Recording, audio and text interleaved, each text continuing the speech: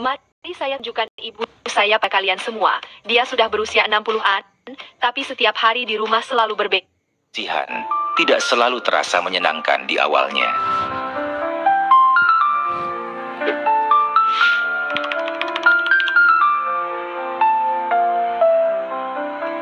Imam Mahdi tidak mencari yang banyak, ia mencari yang terpilih, bukan karena mereka paling sempurna, tapi karena mereka paling siap dihancurkan dan dibentuk ulang oleh Allah.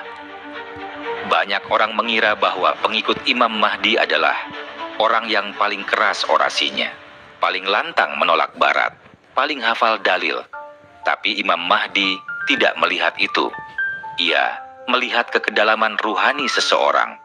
Mereka yang akan menyambut Imam Mahdi adalah orang yang telah jenuh dengan dunia, orang yang berani menghadapi keheningan, orang yang telah dibersihkan dari pencitraan diri. Mereka mungkin tidak terkenal, bahkan mungkin dianggap aneh oleh masyarakat. Tapi mereka adalah pejalan malam yang telah lama menangis dalam diam, menunggu cahaya ilahi dalam kegelapan zaman.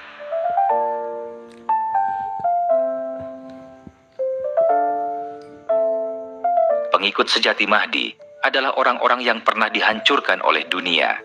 Mereka pernah ditinggalkan oleh orang-orang terdekat, dicampakkan orang-orang yang dicintainya, disingkirkan dari komunitas, dituduh sesat karena mempertanyakan dogma, ditinggalkan karena tidak ikut arus mayoritas, dihukum karena berkata jujur. Tapi mereka tetap menjaga niat kepada Allah.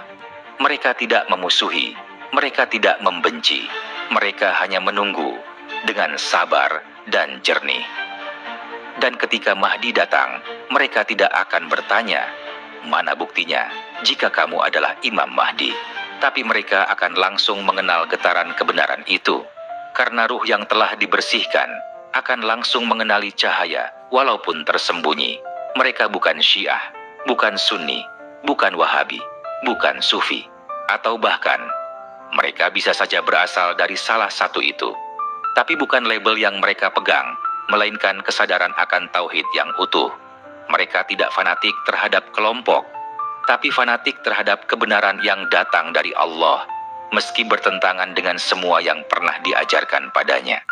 Dalam diri mereka hidup kasih sayang Nabi Isa, keberanian Nabi Musa, kesabaran Nabi Nuh, dan kejujuran Nabi Muhammad Shallallahu Alaihi Wasallam. Mereka adalah manusia-manusia yang berproses dalam batin, bukan yang sekadar rajin dalam ritual. Dan mereka tahu, Imam Mahdi bukan datang untuk menguatkan identitas lahir, tapi untuk membuka gerbang keintiman ruhani dengan Allah. Mereka yang akan menyambut Mahdi tidak menunggu di keramaian, tapi sedang berdiam di kesunyian. Tidak sibuk mencari tanda, tapi sedang menata jiwa.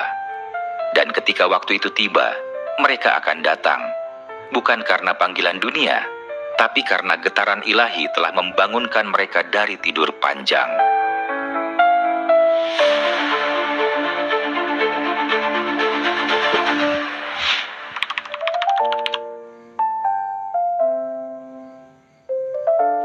Banyak yang bersumpah setia di depan manusia, tapi mengingkari Allah di dalam kolbu.